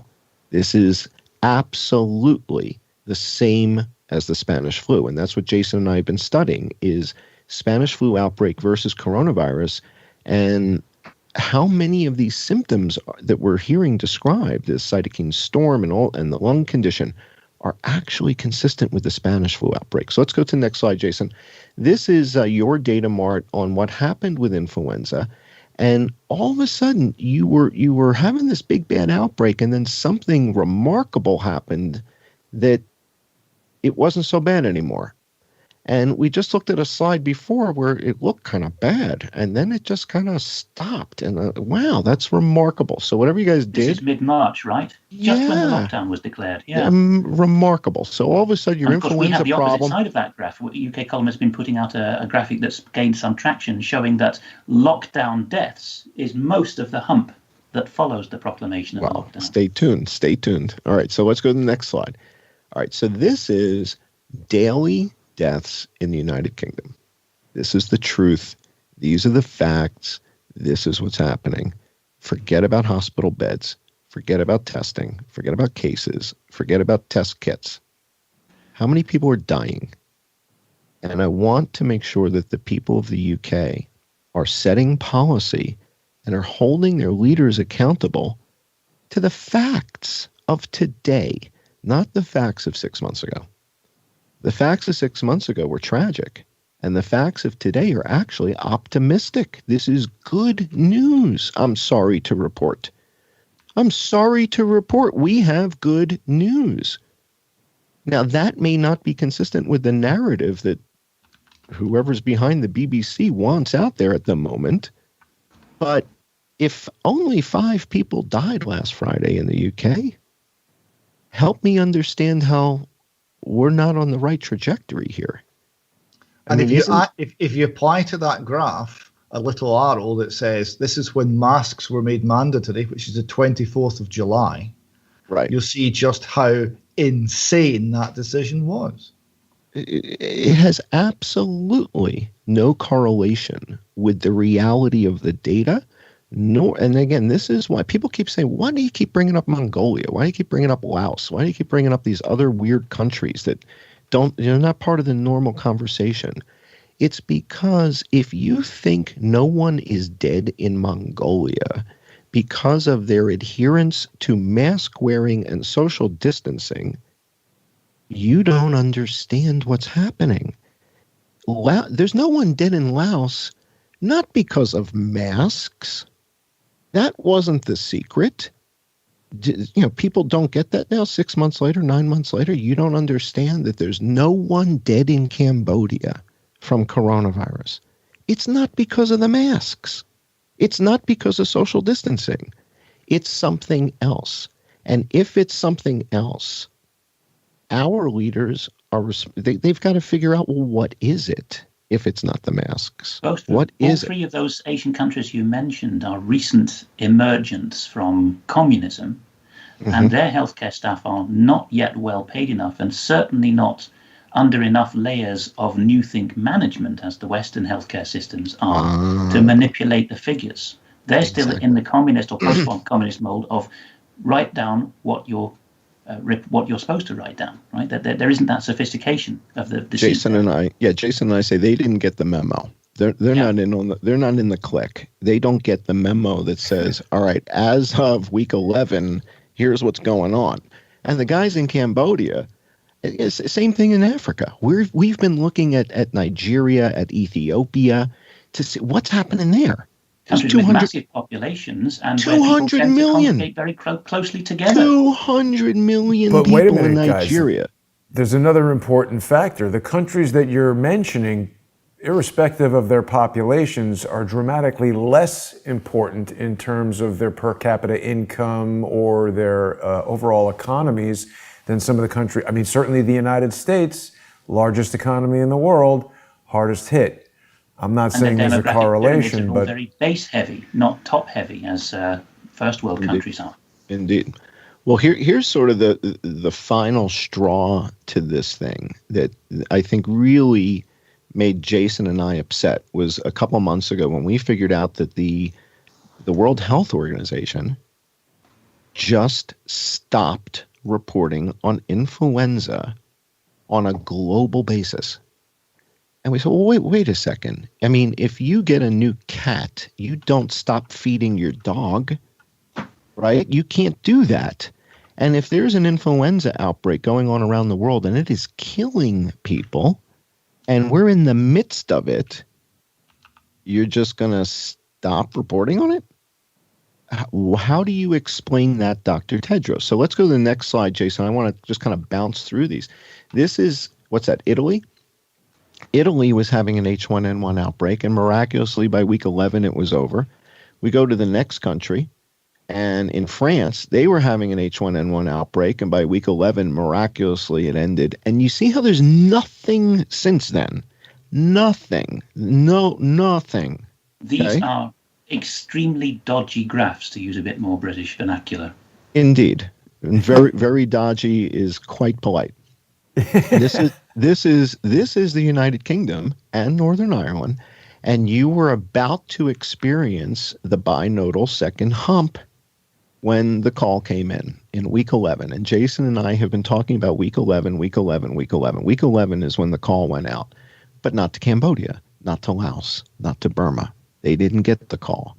But the World Health Organization completely stopped reporting on influenza. This is the Netherlands where you are. Go back to the Netherlands. So What?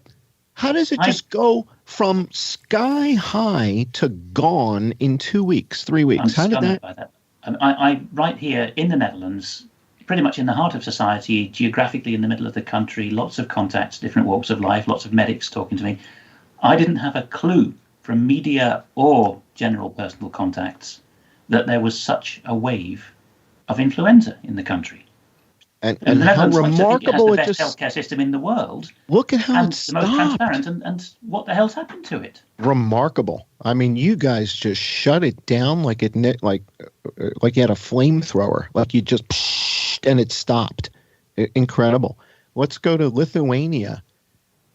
In the midst of an H1N1 outbreak in Lithuania, which is not far from you, right? It's a little bit east of you. It's tied into us by the EU. We have a lot of Lithuanians here as guest workers, so there's lots of mixing of population. Yeah, I mean, border-wise, Netherlands and Lithuania, I mean, it's there's no border controls. You're a citizen of one, you can travel to the other. Yeah, and they're right near each other.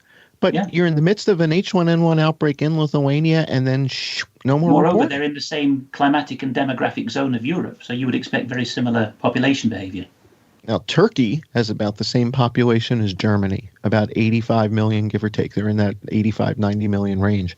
Turkey was in the midst of an H1N1 outbreak, and World Health Organization... They gave up week 6 to destroy Libya.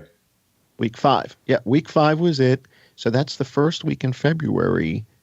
The WHO had already stopped collecting data on influenza that if it's an outbreak of H1N1, if this is a Spanish flu outbreak, it killed 50 million, 100 million people 100 years ago when the population was a fraction of what it is now. These are some of the projections that I found looking around, and it's remarkable. I mean, to me, this is fake news. When I see a projection like this showing here's where we think is going to happen if you don't wear masks, and if you do wear masks, and if you stay socially distant, how any of this is based on anything other than the fact that only 5 people died in the UK yesterday. This is nonsense. This is an example of what you guys were talking about. This is how you condition the public using fake information. This is just remarkable to me. We'll go to the next slide. There's a couple examples of this. It's very effective as well, because human beings are quite prone to it. With a background in structural engineering and technical matters, I'm only too painfully aware of where this can go wrong. There was a mathematician called Alfred North Whitehead who coined a phrase for it.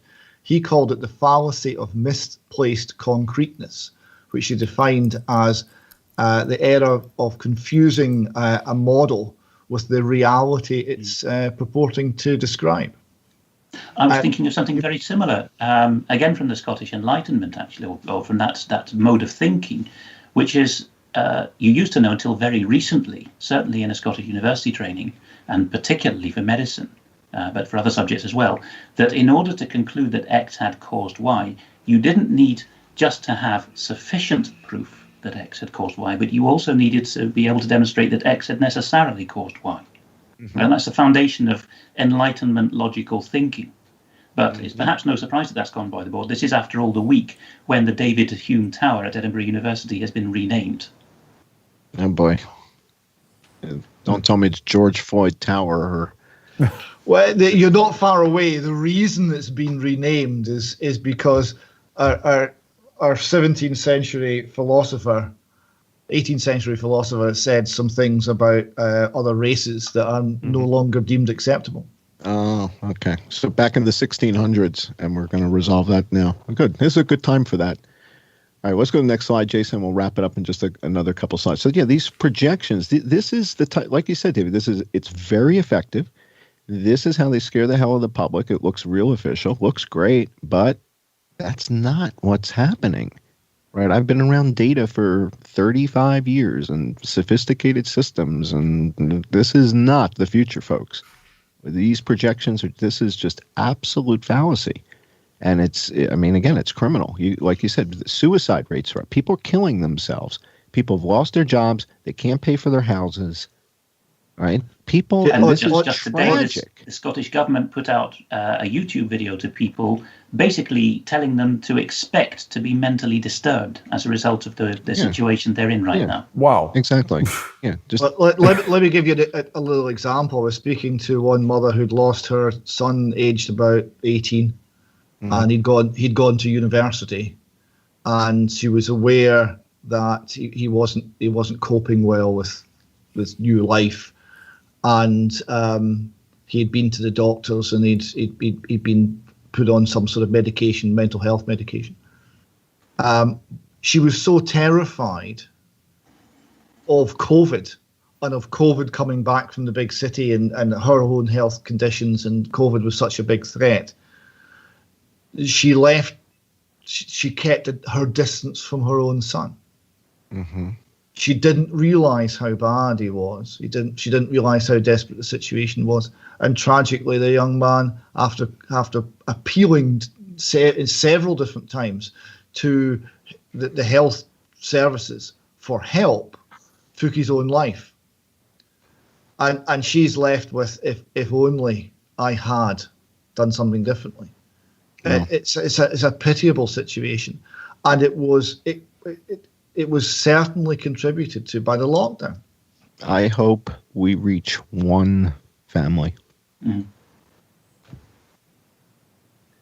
So, John, what happens when COVID? The one thing I think we've learned above all else, if I may just a moment, is in all of this campaigning, we don't have a shortage of insightful, intelligent people offering to help, but we do have a shortage of stability of character. It's what we keep finding on all our campaigns and reporting strands. And one viewer put it to me very eloquently. He said, it's not enough for you to have an intellect to go into a battle like this. You need the intuition to be in tune with the intellect before you say anything.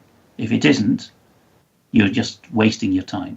But if it is, you may reach people. Oh, I'm hoping we do. I'm hoping we reach people and people say, wait a second, this is not as bad as I'm being told. It's not. Particularly families who will use their intuition, not just their intellect, to work out what to do with their suffering relatives. Indeed. It's fairly remarkable to note, John, that, even just talking about this, we are at risk of some various social media companies saying, you're questioning public health. You're not allowed to question science. You have to absculta. You have to listen and obey. But here we see one of the largest newspapers in England, The Guardian. We always talk about The Guardian. They're asking what happens when flu meets COVID-19. And I would argue that the group that you've assembled here represents experts in the field. And our opinions, right, about this tragedy and our analysis of the data, given our collective experience, is absolutely relevant. And there's no harmful intent here. We're only trying to help. I mean, if this isn't the most altruistic group of four men that are trying to help people we've never met. YouTube doesn't care about altruism. They just want to stomp on the truth. Well, that's not going to work out well for them. That's just not going to work out, I promise. So now what I expect you guys are going to start to see in the UK is more of this twindemic nonsense. Now this is the baton zone. So the baton is going to pass from COVID to the flu right before your eyes over the next 10 days because no one is dying in the UK of COVID anymore. If you've got less than 10 people dying a day now, which is what you do, you've got less than, that's a fact, whether YouTube likes it or not, less than 10 people are dying a day in the UK, period. That's according to the UK's Ministry of Health or what have you. So if that's the case, they can't continue the charade much longer, right? As you guys were pointing this out, right? You in Scotland, you rose up. You caused change. The people said, wait a second, this will not stand. Well, we're at that point now where they can't maintain the charade if only 5 or 3 people are dying a day. But so what they're going to layer on the influenza, and you're going to have a nice twindemic. But it's Just interesting, John, because you're talking about perpetuating a charade. And I mean, we're talking about truth, we're talking about fake news. I just want to examine logic for a moment, because this headline or the subheadline is saying, they don't know how these seasonal viruses might interact. It might lessen the pandemic, it might increase the pandemic, so you better take a vaccine. Because obviously we've got a binary situation where one outcome is desirable and the other is undesirable. And since we don't know what will happen, you better do something. It doesn't make sense. Yeah, and the vaccine. Remember, Dr. Fauci, we heard last week, Dr. Fauci said, I had the flu this season. So did he take the vaccine and it didn't work, or did he not take his own vaccine? You have the Bank of England on screen, or as our absent colleague David Ellis likes to call it, their bank in England, because it's neither English nor a bank. David, help me out here. Didn't the Bank of England recently have some pronouncement about COVID on banknotes that made them appear more like a public health agency than a creator of money out of thin air? That's the one. Yeah, I think they said something about it. I vaguely remember it. I can't recall any better than you can, unfortunately. Well, so I want to wrap up with this. The point you make about people coming together because they understand the numbers is very interesting, right? The joke in the UK is that doctors and members of the medical profession don't understand statistics. They don't understand numbers at all. Right. The only numbers they understand are the numbers that come between the word Mercedes and the letters SLK. Okay, that's right. And there is an element where this is often true, because you have people in positions like chief medical officers, and looking at their background, there's certainly nothing there to suggest that they have a firm grasp of statistics. And the way that people who work with stats all the time and data all the time will be able to look and analyze a situation and take from it some degree of what you might term truth. It is not unique to the medical profession, almost the reverse. So you're looking at people in other professions who are used to dealing with data, who need to be listened to and need to speak out when they see that the policy and the reality are no longer hanging together. Exactly. And you're absolutely right. If there's people in the audience who are listening to us talking about these statistics and stuff, and they're like, man, I'm lost at minute 3 as these guys are going into these numbers, that's normal, right? People who do this stuff with numbers and make charts like I do, this is not typical. Most people aren't that comfortable with this stuff. I've just been doing it for a long time, and I'm trying to make the statistics visual using these charts so that people can quickly figure out what's what, right? What's bigger, A or B? Is one bigger than the other? Which one seems to be worse than the other? And let the audience draw their own conclusions from their official data. And that's one of the things I love about your research and the way you guys operate, is that you're doing very much the same thing we're doing, which is using their information to illuminate the hypocrisy. And two things, I think: hypocrisy, and as you were mentioning a moment ago, John, this curse on public life of be seen to be doing something rather than nothing. To the extent that Edinburgh has a very grand main railway station, Waverley, and there was a photograph in there that we covered, I think just a week ago on David's segment. Network Rail, or ScotRail, I think, had put up a sign saying, "Keep your distance from other passengers to control viruses and bacteria." People have written to, I think it was ScotRail, wasn't it, to say, which bacteria did you have in mind here? It was just a filler word to make things sound grander and more shocking. Sure. I mean, again, a scared populace is really easy to control. And again, this is such a remarkable study on population control and civilization management. And again, this group hypnosis concept. And when I saw the article from the Bank of England and that they're considering going to negative interest rates, it's something that I brought forward a couple months ago on the show with Jason. And I said, if the president of the United States wants to win re-election, the simplest way to do it is this. You want to win re-election, it's super, super, super simple. You announce an executive order that for small businesses and for families, that find themselves upside down and inside out, whether it's mortgages, car payments, whatever it is, you can borrow from the Bank of England at a negative percentage. So if you need 10,000, you're going to pay back 9,800. If you need 20,000, you'll pay back 19, whatever it is.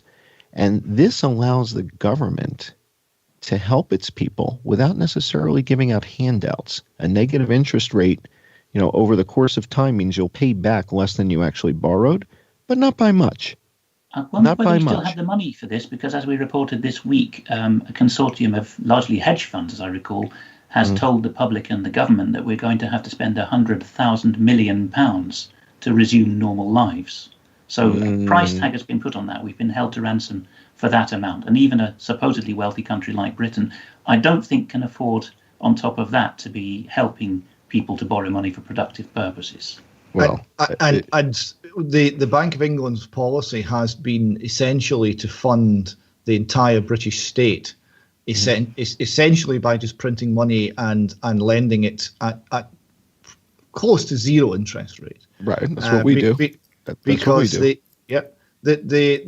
have there's a UK government overdraft with the Bank of England called the Ways and Means Fund. Right?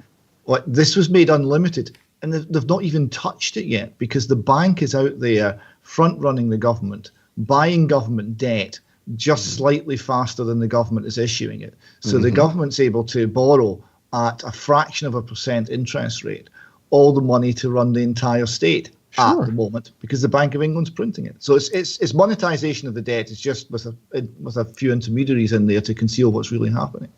So given that there is no gold standard, given that the money is virtually worthless, why not? Why not help everybody out? The Bank of England loses 3% or 5%, or they go upside down by 5%. So what? If every restaurant, if every cafe, if every small business had the ability to borrow £100,000, £50,000, £250,000 to get back into business, and maybe to not make their first loan payment for 9 months or a year, so that they have a chance to get back on their feet, wouldn't that give the government the opportunity to fund the rebirth, the regeneration of the country? And again, people have been paying taxes. You guys have been paying taxes your entire adult lives. This isn't a handout. You funded this government. You built all that stuff.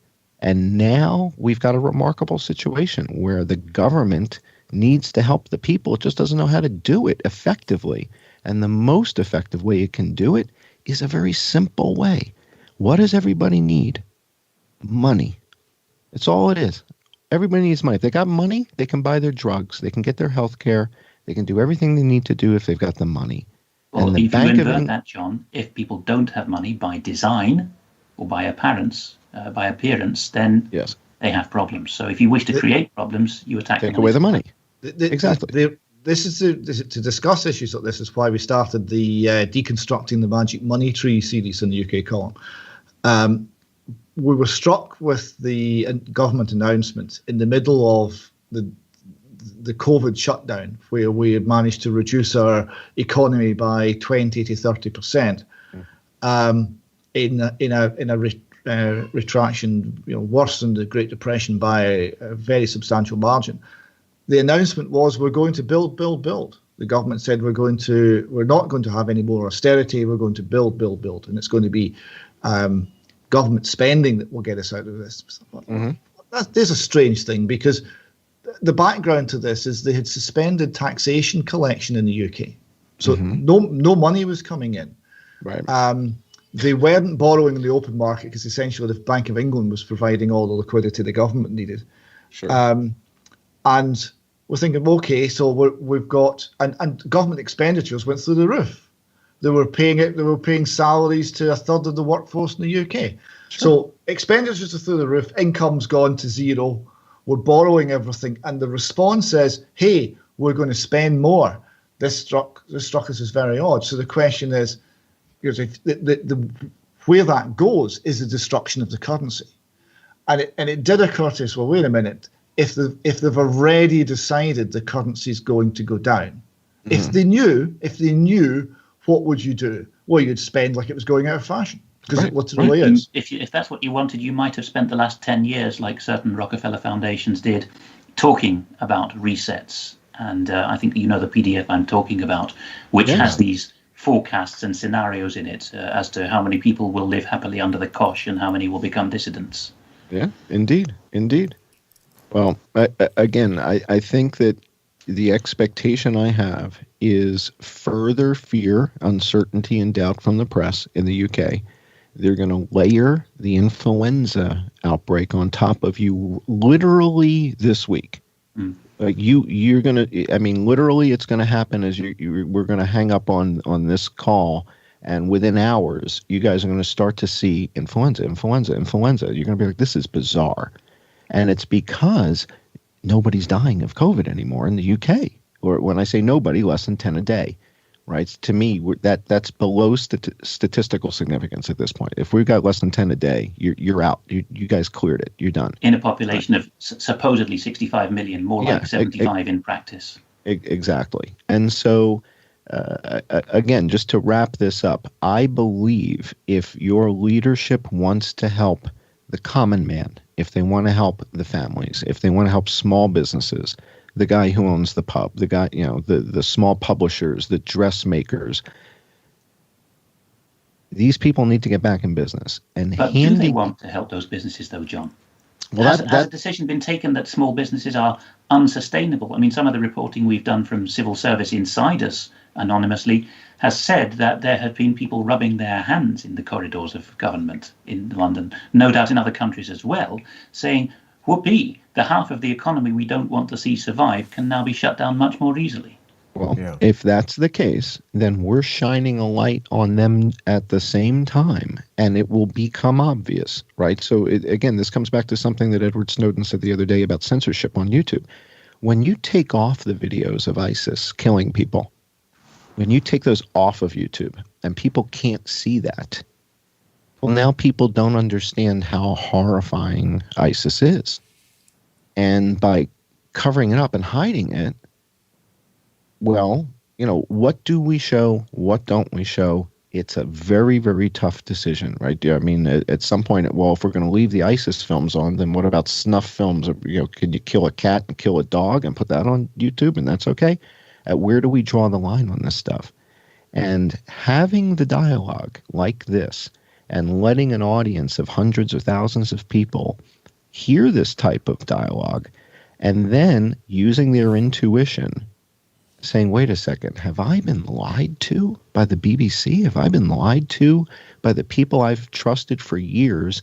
And all of a sudden a group of researchers have come together and have shown us information that leads us to believe this is possibly the greatest global cover-up.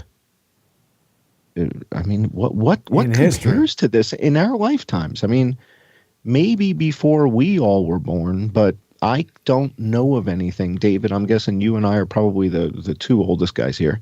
In our lifetime, can you think of anything this global in scale, a cover-up of this nature, this type of hysteria? You're right. That's the difference. That's why this is different from things that have gone before, because the decisions have been made on a global basis. The decisions have been made in global institutions. Those institutions are entirely opaque in how they're run and funded, and the people who are influencing those decisions are not elected, they're not selected, they're not responsible. They can walk away if the decisions are bad. It's a very potentially toxic system, and we see it's extremely effective in putting its policies into every nation, into every aspect of our lives, however private, whether it be how we bring up our children, how we look after our granny, whatever it happens to be. Those policies are being passed down to our apparent elected representatives, but they're not being made there. They're being made at an international and global level. Alex, have you seen anything like this in your years? I mean, back at GCHQ, as far as a cover-up of this scale, something this global with millions dead. I mean, they're just telling us coronavirus is 1 million, and we're just scratching the tip of it with the influenza, right? No, they haven't. Now you see the WHO stopped counting influenza. So how many are dead from influenza globally that no one knows about? Is it 4 million, 5 million, 8? I don't know. Even within single ideological blocks, the Five Eyes countries with the very close intelligence partnership, all previous controversies, there was at least one member of those 5 English-speaking nations inside the club that would resile or dissent politely but firmly from consensus, from groupthink on certain matters. But groupthink is a key aspect of what's gone wrong with managerialism now. People who have only been trained from college upwards or even from school upwards to go along with the group. And I was a Kremlinologist that was one of the old, of course I post-date the Soviet Union in my career, but that's the label given to someone watching the Eastern Bloc, as was. And the thing that strikes me from that experience is, in its heyday, the Soviet Union could not even coordinate the policies within its own 15 republics within its own state, let alone the penumbra, the satellite states. There was always a dissident country on matters of health crisis or military response or what have you. The speed of it is quite something, and I think if you go down to the very bottom of that page, Jason, there's an interesting angle on that for people. A charity which pretends to be independent from the BBC, called BBC Media Action, is getting into these countries, in this case Kazakhstan, in Russia's underbelly, a former Soviet republic, and through media, and particularly soap opera in this case, is training the next generation of intellectuals and professionals to accept that there are new values in the new world, and that loyalty to your own cadre internationally and to the faceless men of that cadre trumps loyalty to your own people and their elected representatives. The Kazakh steppe may be the largest oil repository that's yet to be tapped in the world right now. Right, so the Kazakhstan is sitting on possibly the largest untapped oil reserve. I'll tell you something. You might just have explained to me. That too. Yeah. You might just have explained to me why Prince Andrew in the mid-2000s was making very frequent trips to Kazakhstan. Yeah. We in the intelligence agencies were seeing the telegrams come through from the Foreign Office. Prince Andrew will be making another visit to Kazakhstan next month.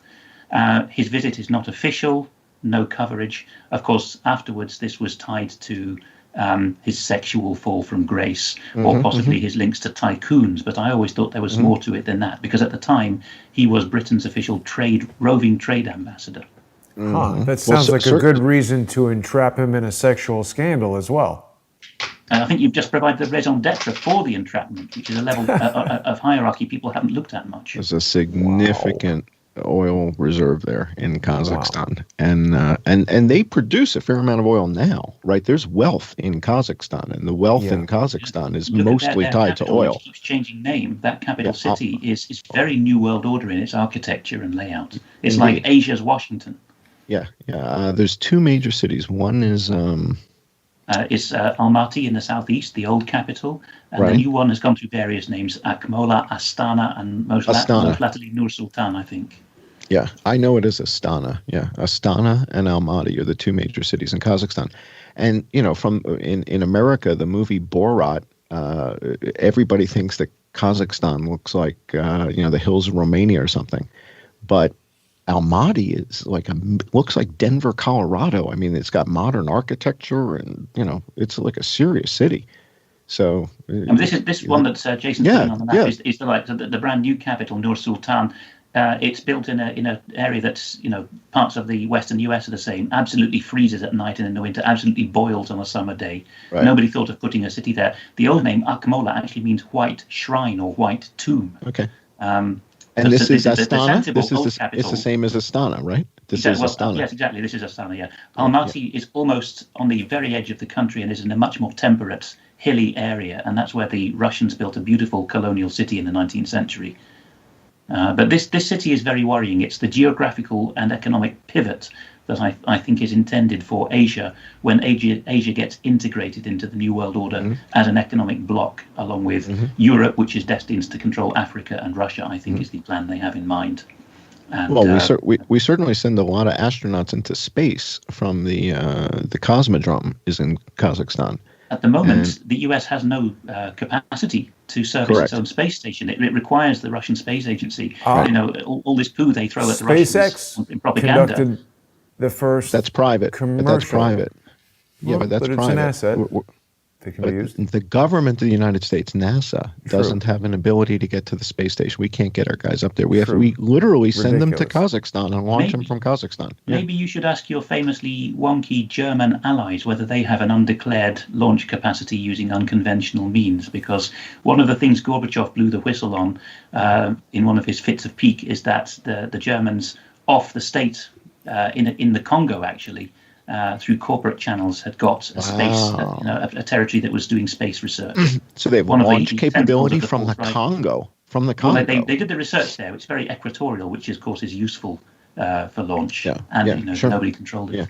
Yeah, gentlemen, this conversation has been absolutely fascinating, and I think we're going to need to invite David and Alex back again, but we are definitely out of time. Sorry to cut things short here, but I want to make sure that our viewers know they can get news daily from UK Column by visiting ukcolumn.org. And you can also check out the various YouTube channels, including Northern Exposure. You can see it right there. People can follow Alex on his YouTube channel. And of course, the John E. Hoover YouTube channel. You're going to see simulcasts of our YouTube videos there, as well as John's amazing research. Gentlemen, I want to thank each of you for this really informative review of the information, and we're going to have to keep our eyes open for influenza data. Gentlemen, have an excellent evening wherever you are in the world. I'll speak with each of you soon, and thank you so much for joining us today. Thank you. Thank you, David. Thank you, Al. It's been a real pleasure. Thank you very much. Thank you, gentlemen. Likewise. And thanks everybody for watching. I want to remind people that they can see John Cullen Investigates every Friday on patreon.com/IamJohnCullen, subscribestar.com/IamJohnCullen. People can support Crowdsource the Truth by going to crowdsourcethetruth.com. Check out the Counter Lawfare Fund. We'll see everybody soon. Have a great weekend.